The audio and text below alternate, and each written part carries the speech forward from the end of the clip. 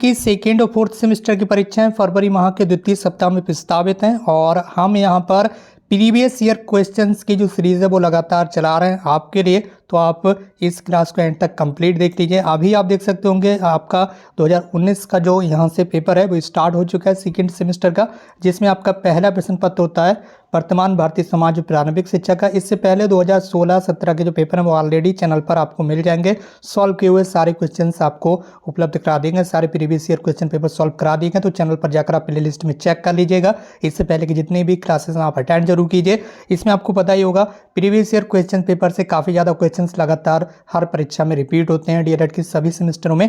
तो इसीलिए अभी हम सबसे पहले हम यहाँ पर ऑब्जेक्टिव क्वेश्चंस की सीरीज चला रहे हैं। इसके बाद आपके अति लघु उत्तरीय प्रश्न जो होते हैं 1 नंबर वाले वेरी शॉर्ट आंसर टाइप, वो क्वेश्चंस भी सारे सॉल्व कराएंगे। तो आज की इस वीडियो में आपको पहला प्रश्न पत्र जो है वो 2019 का देखने के लिए मिल रहा है। अगर आप इससे पहले के क्लासेस को अटेंड करेंगे तो इससे पहले के जितने भी पेपर हैं वो आपको सॉल्व करे हुए चैनल पर उपलब्ध करा देंगे। तो जाकर एक बार जरूर चेक कीजिए। बाकी ये जो पहला प्रश्न पत्र आपका 50 अंकों का होता है टोटल, जिसमें आपको 2 घंटे का समय मिलता है। इसमें टोटल 15 क्वेश्चन आपको मिलते हैं ऑब्जेक्टिव सबसे पहले। तो वही ऑब्जेक्टिव क्वेश्चन आज की इस वीडियो में हम यहाँ पर सॉल्व कर रहे हैं। तो चलिए दोस्तों, सबसे पहला क्वेश्चन हम यहाँ पर ले लेते हैं और आपको बताना है इस क्वेश्चन का आंसर। सबसे पहला प्रश्न आपके सामने स्क्रीन पर आपसे भी पूछा जा रहा है। प्रश्न संख्या 1, शिक्षा वह है जो जीवन को संपूर्ण सत्ता के साथ स्थापित करने की शक्ति होती है। ठीक है, ये किसका विचार है या किसका कथन है ये आपको बताना। आपके सामने 4 ऑप्शन है, महात्मा गांधी, एरएस, रविंद्रनाथ टैगोर एंड स्वामी विवेकानंद। तो इस सवाल का आपका राइट आंसर हो जाएगा रविंद्रनाथ टैगोर ने कहा है कि शिक्षा वह है जो जीवन को संपूर्ण सरलता के साथ स्थापित करने की शक्ति होती है। तो ये आपका किसका कथन है? रविंद्रनाथ टैगोर के। ये आपको यहाँ पर याद रखना है, परीक्षा में कई बार पूछा गया है। तो ये एक इंपॉर्टेंट क्वेश्चन है। बढ़ रहे हैं अपने अगले प्रश्न की ओर। इससे पहले अगर अभी तक आपने चैनल को सब्सक्राइब नहीं किया तो कर लीजिए और इस क्लास को अपने अदर फ्रेंड्स भाई बहनों के साथ जरूर शेयर कीजिए ताकि अदर भाई बहन भी यहाँ पर जुड़ सकें। इन परीक्षाओं के लिए आपको पूरी तरह से तैयार कर दिया जाएगा और फरवरी माह के सेकेंड वीक में आपकी परीक्षाएं स्टार्ट हो रही हैं। तो तब तक आप हमारे साथ बने रहेंगे। इससे आगे की जो भी क्लासेस होंगी वो भी आपको लगातार मिलती रहेंगी। इसके साथ साथ अति लघु उत्तरीय जो प्रश्न है वो भी आपको सॉल्व कराए जाएंगे। उसके बाद जो आपके शॉर्ट आंसर टाइप क्वेश्चन हैं वो भी आपको सॉल्व करा दिए जाएंगे। तो आप बिल्कुल निश्चिंत होकर पढ़ते रहें। बाकी अगर आप अदर किसी तरीके से किसी भी सीरीज से पढ़ाई करें तो वो भी आप करते रहें। साथ साथ ये जो प्रीवियस ईयर क्वेश्चन हैं इनको भी आप लगातार अटेंड करते रहें, जिसमें आपको पता चल जाएगा कि किस तरह से आपकी परीक्षाएं होंगी, किस तरह से आपके प्रश्न पत्र आएंगे। गिजू भाई बधेका के द्वारा लिखित पुस्तक कौन सी आपको बताना है। आपके पास 4 ऑप्शन दिए गए हैं आपको यहाँ पर। पहला ऑप्शन है हास कैपिटल, उसके बाद है दूसरा ऑप्शन डिस्कवरी ऑफ इंडिया, तीसरा option my experiments with truth, चौथा ऑप्शन है प्राथमिक शाला में भाषा शिक्षा। ठीक है, तो यहाँ पर आपके 4 ऑप्शन दिए गए हैं। तो गिजू भाई बधेका के द्वारा जो लिखित पुस्तक है उसका नाम है प्राथमिक शाला में भाषा शिक्षा। ठीक है, ऑप्शन नंबर डी आपका राइट आंसर हो जाएगा। कौन सा? Option D. ठीक है, तो गिजू भाई बधेका के द्वारा कौन सी पुस्तक लिखी गई है ये आपको यहाँ पर याद रखना है, प्राथमिक शाला में भाषा शिक्षा। तो इस सवाल का आपका राइट आंसर हो जाएगा ऑप्शन डी। बढ़ रहा है अपने अगले प्रश्न की ओर। तो सभी स्टूडेंट्स लगातार बने रहें। और प्रश्न संख्या 3 आपके सामने स्क्रीन पर आ चुकी है और इस प्रश्न संख्या 3 में आपसे ये पूछा जा रहा है कि बताइए कि पाठशाला को बाग, शिक्षा को पौधा और शिक्षक को माली किसने कहा। ये क्वेश्चन वेरी वेरी इंपॉर्टेंट है, कई बार ये परीक्षाओं में रिपीट हो रहा है। ठीक है, इसलिए आप इसे हमेशा याद रखें। ये किसका कथन है? ये है फ्रॉवेल का। किसका कथन है? फ्रॉवेल का। ऑप्शन ए आपका बिल्कुल राइट हो जाएगा। फ्रॉवेल ने ही कहा है कि पाठशाला को क्या कहा है? बाग बताया है। और जो शिक्षा होती है, जो एजुकेशन होता है, उसे एक पौधा बताया है। और जो शिक्षक होता है, शिक्षक को उस बगीचे का माली बताया। तो इस तरह से यहाँ पर फ्रॉवेल का ये कथन है, ये आपको याद रखना है। अगला प्रश्न आपके सामने स्क्रीन पर, शिक्षा का प्रमुख उद्देश्य क्या है? आपके सामने 4 ऑप्शन है, मानसिक विकास है या फिर शारीरिक विकास है या फिर सर्वांगीण विकास है या फिर सामाजिक विकास है। जो शिक्षा एजुकेशन हम ग्रहण करते हैं आखिर इसका एक एम क्या है, उद्देश्य क्या है? तो कहीं ना कहीं जो शिक्षा का उद्देश्य है वो सर्वांगीण विकास, यानी कि हर तरीके से बच्चे को विकास करना, हर तरीके से बच्चे को यहाँ पर दक्ष बनाना, हर तरीके से। ठीक है, शिक्षा का प्रमुख उद्देश्य क्या है? सर्वांगीण विकास करना, बच्चे के हर क्षेत्र में विकास करना। ठीक है, तो बच्चे का यहाँ पर शिक्षा का प्रमुख उद्देश्य क्या है? बच्चे का सर्वांगीण विकास करना, यानी कि ऑप्शन डी जो है ऑप्शन सी जो है वो यहाँ पर आपका राइट आंसर हो जाएगा। ऑप्शन सी सर्वांगीण विकास। इसके साथ ही आपका अगला प्रश्न है, प्रश्न संख्या 5 आपके सामने स्क्रीन पर है और यहाँ पर आपको बताना है कि शिक्षक के द्वारा छात्रों में राष्ट्रीय सद्भावना का जो विकास है वो किस तरह से किया जा सकता है। राष्ट्रीय सद्भावना के बारे में बच्चों को किस तरह से विकास किया जा सकता है, उनके अंदर डेवलपमेंट किया जा सकता है दंड देकर। तो आपको पता ही होगा एक निगेटिव ऑप्शन है, इसे तो आप वैसे ही नहीं लगाएंगे। दूसरा ऑप्शन आपका पुस्तकों को पढ़ाकर। ठीक है। तीसरा ऑप्शन आपका शिक्षकों के द्वारा स्वयं इसका अमल करके, या फिर डी ऑप्शन आपका समझ करके, ठीक है, या समझा करके बच्चों को। तो यहाँ पर कहीं ना कहीं आपको पता होगा बच्चे हमारा अनुकरण करते हैं, कि शिक्षकों का अनुकरण करते हैं और कि बहुत सारी चीज़ों का अनुकरण करते हैं। यदि उस काम को आप पहले स्वयं करेंगे तो बच्चे भी उस काम को करने के बारे में एक बार जरूर सोचेंगे, और वो उसी तरह से करते हैं जिस तरह से बड़े लोग करते हैं। तो ऐसे में शिक्षकों के द्वारा स्वयं इसका अमल करके, ठीक है, पहले शिक्षकों को इस चीज़ पर अमल करना होगा, उसके बाद ही बच्चे जो है उस पर अमल अच्छी तरीके से कर पाएंगे। तो यदि आप बच्चों के अंदर राष्ट्रीय सद्भावना का विकास कर रहे हैं, ठीक है, तो वो सबसे पहले आपको खुद भी उन चीज़ों का पालन करना होगा। तो इस सवाल का आपका राइट आंसर हो जाएगा ऑप्शन सी, ठीक है। क्या हो जाएगा राइट आंसर? शिक्षकों के द्वारा स्वयं अमल करके बच्चों के अंदर भी राष्ट्रीय सद्भावना का जो विकास है वो किया जा सकता है। इसी के साथ बढ़ रहे हैं हम अपने अगले प्रश्न को। प्रश्न संख्या 6 आपके सामने स्क्रीन पर है, और आपको ये बताना है, क्या बताना है प्रश्न संख्या 6 में, देख लीजिए। मनुष्य की अंतर्निहित पूर्णता को अभिव्यक्त करना ही शिक्षा, ये कथन किसका है? ठीक है, ये कथन किसका? आपके सामने 4 ऑप्शन है, रविन्द्रनाथ टैगोर, स्वामी विवेकानंद, अरस्तु, या फिर महात्मा गांधी जी। ठीक है, तो मनुष्य के अंदर अंतर्निहित जो पूर्णता है उसको अभिव्यक्त करना ही क्या है? एक शिक्षा, एजुकेशन कहा गया है। ये किसने कहा है? ये कहा है स्वामी विवेकानंद जी ने। आपको याद रखना है ये किसका कथन है? स्वामी विवेकानंद जी का।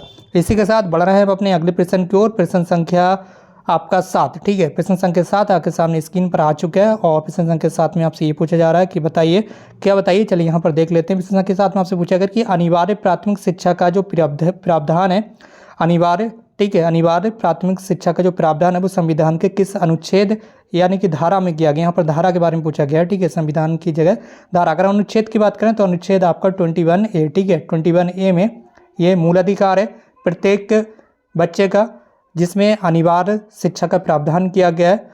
और इसके अंतर्गत अगर धारा के बारे में बात करें तो ये धारा कौन सी हो जाएगी आपकी? 45, धारा 45 के अंतर्गत ये प्रावधान किया गया था।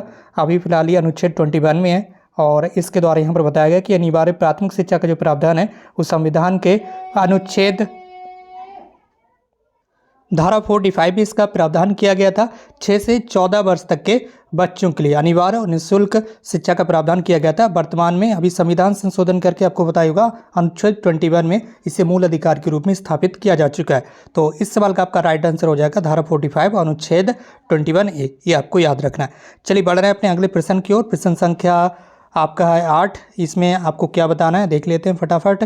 इसमें आपको ये बताना है कि महात्मा गांधी के दर्शन के अनुसार छात्रों की क्रियाशीलता के लिए पाठ्यक्रम में आवश्यकता है किस चीज़ की? भूगोल विषय की, या हस्तकला की, या इतिहास विषय की, या फिर विज्ञान विषय की? तो महात्मा गांधी के दर्शन के अनुसार छात्रों की क्रियाशीलता के लिए, क्रिएटिविटी के लिए, ठीक है, पाठ्यक्रम यानी कि कोर्स में किस चीज़ की आवश्यकता है? तो भूगोल की है, या फिर इतिहास की, या विज्ञान की है? तो इस सवाल का आपका राइट आंसर हो जाएगा हस्तकला की, यानी कि बच्चे जिस चीज़ को खुद से करके सीखेंगे, हस्तकला, ठीक है, आप समझ सकते हैं कहीं ना कहीं खुद से करके सीखने का यहाँ पर ऑप्शन है ये। तो हस्तकला विषय की यहाँ पर आवश्यकता है। तो इस सवाल का आपका राइट आंसर क्या हो जाएगा? हस्तकला विषय। इसके बाद आपका अगला प्रश्न है प्रश्न संख्या 9। शिक्षा में प्रयोजनवादी शिक्षा कौन सी होती है? अध्यापक केंद्रित होती है, या फिर विषय केंद्रित होती है, या फिर पाठ्यक्रम केंद्रित होती है, या फिर अनुभव केंद्रित होती है? आपको बताना। तो इस सवाल का आपका राइट आंसर हो जाएगा ऑप्शन डी। कौन सा होगा? अनुभव केंद्रित। जिसे बच्चे स्वयं अनुभव करके सीखते हैं वही प्रयोजनवादी शिक्षा कहलाती है।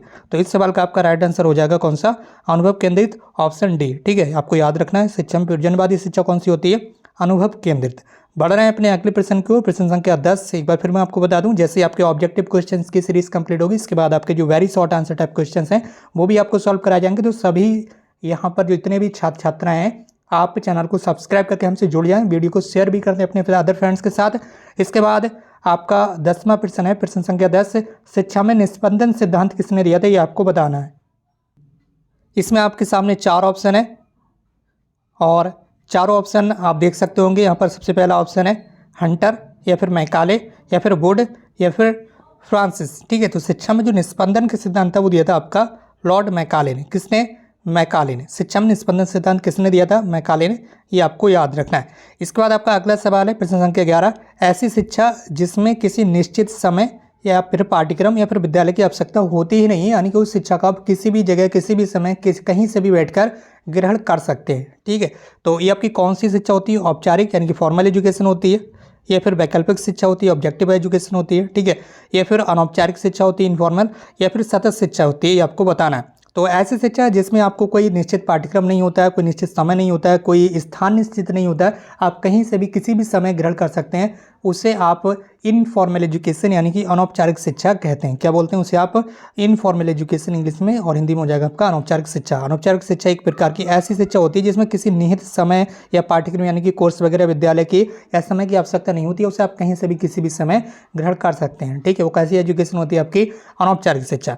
इसके बाद आपका अगला प्रश्न है प्रश्न संख्या 12। आपसे ये पूछा रहा है कि सीखने की स्वतंत्रता और निरंतरता आवश्यक है। सीखने के लिए स्वतंत्रता और निरंतरता आवश्यक है, ये विचार आखिर है किसका? बता दीजिए, फटाफट बता दीजिए किसका विचार है।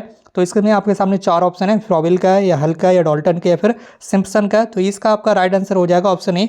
ये कथन किसका है या ये विचार जो किसका? ये है फ्रॉवेल का। ठीक है, ये आपको याद रखना है। सीखने के लिए स्वतंत्रता और निरंतरता आवश्यक होती है, तो ये किसने कहा? ये किसका विचार है? ये ऑप्शन ए आपका राइट आंसर हो जाएगा, ये है फ्रॉवेल का। बढ़ रहे हैं अपने अगले प्रश्न को। प्रश्न संख्या आपका हो जाएगा 13। ठीक है, देख लेते हैं 13। प्रश्न संख्या 13 कहाँ पर है? ये आ चुका आपका प्रश्न संख्या 13।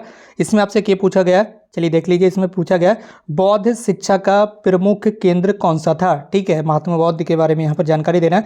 तो बौद्ध शिक्षा का प्रमुख केंद्र कौन सा था? हस्तिनापुर था, नालंदा था, कोलकाता था, या फिर अहमदाबाद था? तो बौद्ध शिक्षा के लिए जो प्रमुख केंद्र माना जाता है वो बिहार का नालंदा माना जाता है। कौन सा? नालंदा किस जगह पर है? ये आपका बिहार में, यहाँ पर बताया भी गया, आप देख सकते हैं बौद्ध शिक्षा का प्रमुख केंद्र कहाँ पर था? नालंदा, ये बिहार में है। ठीक, इसके बाद आपका अगला प्रश्न है प्रश्न संख्या 14। सभी धर्मों के प्रति, ठीक है, सभी धर्मों के प्रति सहनशील अध्ययन को प्रोत्साहित करने का सुझाव किसने दिया था? सभी धर्मों के प्रति सहनशील अध्ययन को प्रोत्साहित करने का जो सुझाव था वो आखिर किसने दिया था? वर्धा योजना दिया था, या फिर कामत योजना ने दिया था, या फिर कोठारी आयोग ने दिया था, या फिर राधा कृष्ण योजना ने दिया था? तो इसमें आपके सामने 4 ऑप्शन है, जिसमें आपका राइट आंसर हो जाएगा कोठारी योजना। ठीक है, किसने? कोठारी योजना ने। ये आपको याद रखना है। इसमें बताया गया कि सभी धर्मों के प्रति सहनशील अध्ययन को प्रोत्साहित करने का सुझाव कोठारी योजना अथवा कोठारी आयोग, आपको पता ही होगा 1964 में इस आयोग की यहाँ पर स्थापना की गई थी। और इसके पहले जो अध्यक्ष थे वो कौन थे? यहाँ के जो अध्यक्ष बनाया गया था, इस आयोग का जो अध्यक्ष बनाया गया था वो थे DS कोठारी। ठीक है, क्या थे? DS कोठारी। कौन थे? DS कोठारी। और इनके नाम पर ही इस आयोग का नाम क्या रखा गया?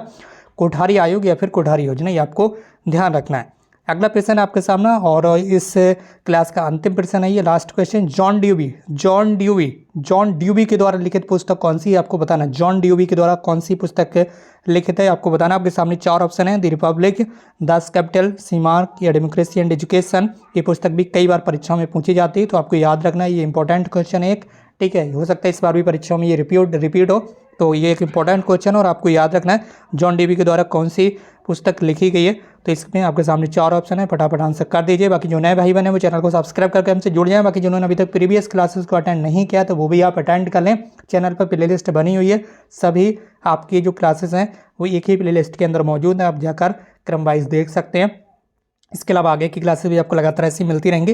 तो जॉन ड्यूबी के द्वारा जो लिखित पुस्तक है उस पुस्तक का नाम है डेमोक्रेसी एंड एजुकेशन। ठीक है, democracy and education. Option D आपका राइट आंसर हो जाएगा। बहुत जल्दी आपके जो very short answer type question हैं ये भी आपको बहुत जल्दी सॉल्व करा दिए जाएंगे, जैसे आपके ऑब्जेक्टिव क्वेश्चंस कंप्लीट हो जाएंगे। बाकी दोस्तों आज की इस वीडियो में बस इतना ही, आप हमारे साथ इसी तरह से बने रहिएगा। और आज की इस क्लास को हम यहीं पर समाप्त करते हैं। हमसे जुड़ने के लिए बहुत बहुत धन्यवाद।